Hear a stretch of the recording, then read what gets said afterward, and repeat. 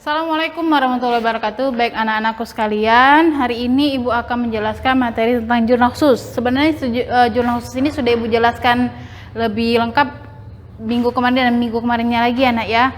Nah, tapi ini Ibu lebih jelaskan lagi. Di sini ada transaksi yang terjadi selama bulan Maret 2019 milik PD Buana. Maret tanggal 2019 tanggal 2, yaitu dibeli barang dagang dari toko Nina sebesar 3 juta rupiah, syaratnya 2/10 M/30. Kemudian tanggal 3-nya dibeli peralatan dari PD Sari sebesar 2.500.000, syaratnya end of month. Kemudian tanggal 4 dikembalikan barang dagang kepada toko Nina sebesar 100.000, maaf ya nak ya, 100.000 rupiah. Kemudian tanggal 6 dibayar utang kepada toko Nina atas transaksi tanggal 2 Maret. Kemudian tanggal 10 dibayar utang kepada PD Sari atas transaksi tanggal 3 Maret. Nah, dari transaksi ini kita buat dulu jurnal khususnya. Kita klasifikasikan atau kita bedakan yang mana masuk jurnal pembelian, mana yang masuk jurnal penjualan, kemudian yang mana masuk jurnal umum, jurnal penerimaan kas, dan jurnal pengeluaran kas. Kita lihat tanggal 2-nya. Karena tanggal 2-nya itu ada kata dibeli, kemudian ada kata syarat, maka ini masuk ke dalam jurnal pembelian. Kita tulis ya nak ya. Kemudian tanggal 4 ada kata dibeli, kemudian ada kata syarat, end of month, berarti sama. Ini masukkan ke jurnal pembelian. Setelah itu tanggal 4 ada kata dikembalikan. Kalau dikembalikan berarti ini jurnal umum. Diterima atau dikembalikan ya nak ya. Jurnal umum. Kemudian tanggal 6 dibayar utang. Kalau dibayar utang berarti ini jurnal pengeluaran kas.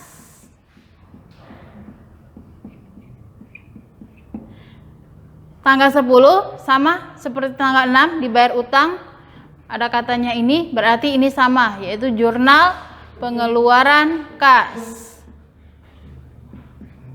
Nah, setelah dibuat seperti ini, baru kita buat jurnal khususnya. Yang pertama jurnal pembelian. Nih, kita buat kolom jurnal pembelian. Ini sudah ya nak ya, bentuknya seperti ini. Kita isi tanggalnya 2019 Maret tanggal 2. Keterangannya ini nama toko. Di sini tertulis toko Nina, maka keterangannya kita buat toko Nina. Referensinya ada syaratnya ini 2/10 M/30, kita tulis. Kemudian kolom debit. Kolom debitnya ada pembelian, perlengkapan, dan akun serba-serbi. Kita lihat soalnya. Karena itu dibeli barang dagang, maka itu termasuk ke dalam kolom pembelian. Nilai uangnya 3 juta rupiah, kita buat sini 3 juta. Selesai untuknya debit. Yang kreditnya hanya ada satu, yaitu utang dagang, maka kita langsung saja masukkan nilai uangnya 3 juta rupiah untuk utang dagang. Selesai. Kemudian lanjut lagi cari jurnal pembelian. Ini ada tanggal 3, kita buat tanggal 3. Keterangannya PD Sari, karena di sini ada nama tokonya PD Sari. Kemudian referensinya ada end of month, kita tulis end of month. Yang debitnya, karena di sini tertulis dibeli peralatan, maka masukkan ke kolom serba-serbi, tulis peralatan untuk nama akunnya. Referensinya tidak perlu dibuat. Tuliskan jumlah nilai uangnya itu, nilainya 2.500.000. Kredit nilainya 2.500.000. Selesai yang untuk jurnal pembelian, kita jumlahkan. Ini pembelian 3 juta. Jumlah ya nak ya, jangan lupa. Perlengkapannya kosong. Peralatannya atau akun serba-serbinya nilainya 2.500.000. Utang dagangnya 3 juta ditambah 2.500.000 jadi 5.500.000. Kalau dijumlahkan 3 juta tambah 2.500.000 maka 5.500.000. Dan ini sama untuk kolom sebelah kredit nilainya 5.500.000. Berarti jurnal pembelian kita sudah benar. Selanjutnya tanggal 4 itu ada jurnal umum. Kita buat kolom jurnal umumnya. Karena itu dikembalikan barang dagang, kemudian di sini ada tertulis nama toko Nina. Ingat, kalau dikembalikan itu berarti utang dagang debit, retur pembelian sebelah kredit. Ini sudah kita buat. Kalau diterima lain lagi ya nak ya. Nah, untuk nilai uangnya, untuk sebelah debit kita lihat uangnya itu sebesar 100.000, maka kita tulis ini 100.000 debit, kreditnya 100.000. Selesai yang untuk jurnal umum. Atau mau ditulis jumlahnya boleh juga, sama saja. Ini 100.000, ini 100.000, sudah sama. Selanjutnya jurnal pengeluaran kas. Untuk jurnal pengeluaran kas kita lihat itu ada tanggal 6, tertulis tanggal 6. Ini dibayar utang kepada toko Nina, maka kita tulis keterangannya toko Nina. Referensinya lihat dari tanggal 2 Maret. Tanggal 2 Maret ini kan, ini anak ya, referensinya 2/10/30. Kita tulis lagi 2/10/30. Kemudian debitnya, kita lihat utang kita berapa. Utang kita itu transaksinya kan tanggal 2 Maret. Tanggal 2 Maret ini 3 juta nilainya. Maka kita tulis di utang dagang 3 juta. Sudah? Atau dilihat di jurnal pembeliannya 3 juta sama saja ya nak ya. Kemudian lihat lagi. Untuk toko Nina ini ada tidak dikembalikan sebagian barang dagangnya? Ternyata ada. Tanggal 4 itu nilainya 100.000, maka kita buat di sini 3 juta dikurangkan dengan 100.000. Maka utang dagang kita sebesar 2.900.000. Kemudian untuk kreditnya ada kas dengan potongan pembelian.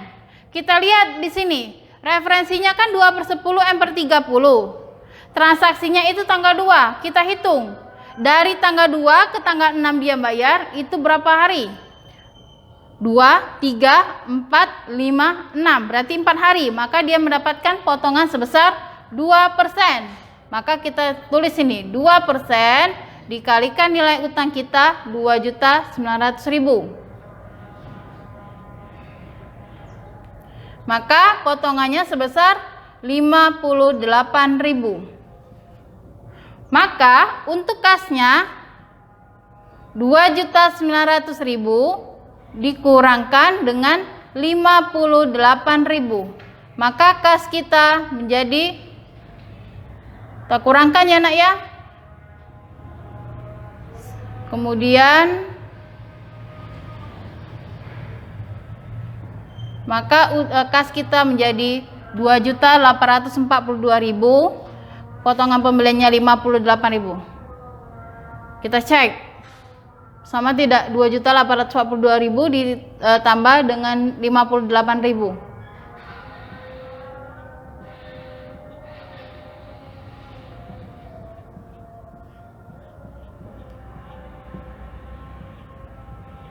Sama ya nak ya, nilainya sama yaitu 2.900.000.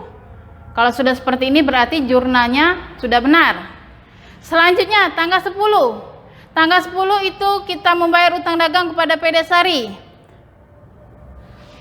Atas transaksi tanggal 3 ya, PD Sari, kemudian syaratnya end of month ini. Kemudian utang dagangnya sebesar 2.500.000. Kita buat di sini 2.500.000. Kita cek lagi ada tidak di jurnal umumnya. Ternyata tidak ada, berarti utang kita sebesar inilah 2.500.000. Kemudian kreditnya kas dengan potongan pembelian. Karena di sini ada cuma end of month, berarti dia tidak mendapatkan potongan. Berarti kita langsung tulis nilainya 2.500.000. 500.000.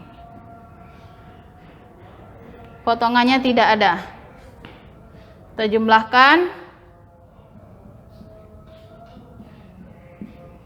2.900.000 tambah 2.500.000 berarti 5.400.000. Yang ini potongannya 58.000. Yang ini 2.842.000 ditambah 2.500.000.